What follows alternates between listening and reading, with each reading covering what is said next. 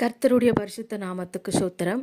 இந்த 8வது மாதமாகிய முதல் வாரத்தில் பரிசுத்தமான ஓய்வு நாளாகிய ஞாயிற்றுக்கிழமையில் யாரெல்லாம் ஆலயத்துக்கு போனீங்க? தேவன் இன்றைக்கு என்ன வார்த்தையோடு உங்களோடு பேசினார்? நீங்கள் இன்றைக்கு என்ன கற்றுக்கிட்டீங்க? ஏதாவது புதிய காரியங்கள் இருந்தால் தேவன் உங்களோடு பேசிய வார்த்தைகளையும் சேர்த்து கமெண்ட் பாக்ஸில் பதிவிடுங்க.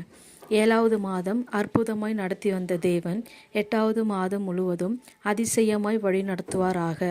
விசுவாசித்தால் ஆமேன் சொல்லுங்க. கர்த்தர் உங்களை ஆசீர்வதிப்பாராக. God bless you.